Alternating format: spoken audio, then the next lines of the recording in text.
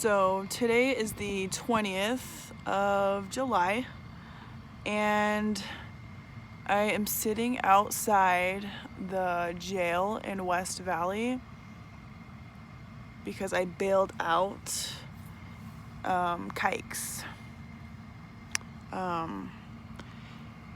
See, nobody would tell me where he was this whole time, like this whole week. I was like messaging his boss and his boss's wife, and I ran into his brothers at the mall, and I was like, do you guys know where Kikes is? He just like stopped talking to me, and I didn't know what was happening, or, I just thought he ghosted me. I just thought he was just like, I'm done, and just didn't want to talk to me ever again. So I actually drove all the way to North Ogden because I wanted to know where the heck he was.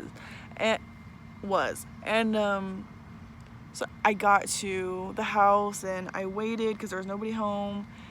And finally they pulled up, and I just kind of stood outside my car, and I, waited for them to notice me. And then I was like, do you know where Jonah is? And the boss's wife, he just turns to, the boss, he turns to his wife, and he's like, their lips are just sealed. Like, there's just something that they weren't telling me. And so I was like,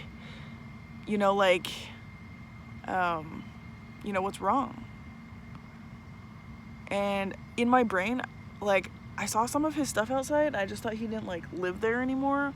So then I was getting a little worried, and then the boss's wife, she tells me, and she was like, we're not supposed to say anything, Judah said not to say anything, but he's in jail.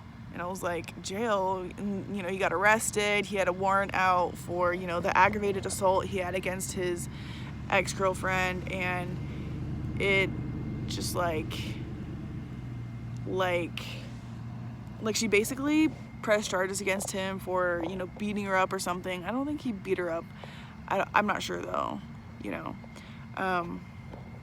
So anyway, I was like, well, geez, I was really kind of upset, and sad that nobody wanted to tell me where he was, because I was worried, and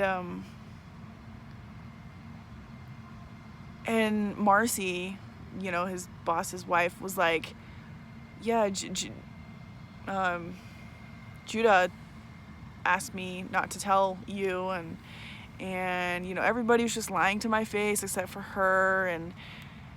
And I was just like, well, why is he in jail, and why is he still in jail? And, she was like, well, nobody wants to sign for him. His siblings said, just leave him in there. And so I was like, well, I wish I could help. And Marcy was like, well, you could sign for him, to get bailed out. And, I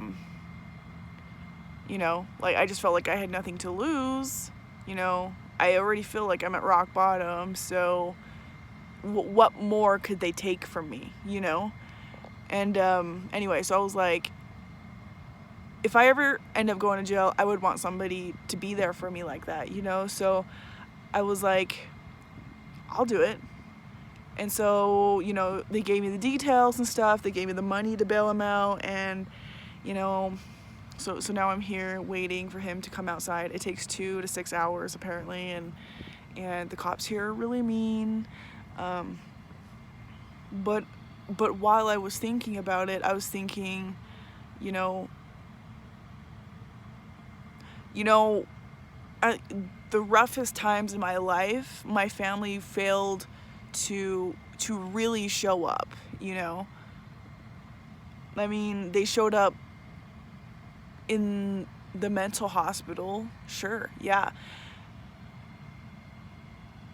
But, my mom kicked me out when I was in 9th grade, and I didn't feel like anybody was there for me. I felt like I had to kind of beg people to let me stay at their house, or, and there's my dad, and And, you know, just knowing the environment, I can't believe that my mom would actually let me go to my dad's house when she herself has experienced his anger, you know, and his just wrath. And I was just, you know, now that I think about it, I just feel like, you know, nobody was really there for me. And so it softened my heart, you know, and I was like, I would really need somebody to be there for me if I was in this situation, you know. And so that's why I did it, because I felt like I was supposed to, you know. And while I didn't hear from him, you know, for a while, I just felt so prompted to write him these letters, and I didn't know really what to say in the letters, but now I know that, you know, he wasn't just ignoring me. He had a pretty good reason to not talk to me. He obviously didn't have a phone, and he didn't have my number memorized, and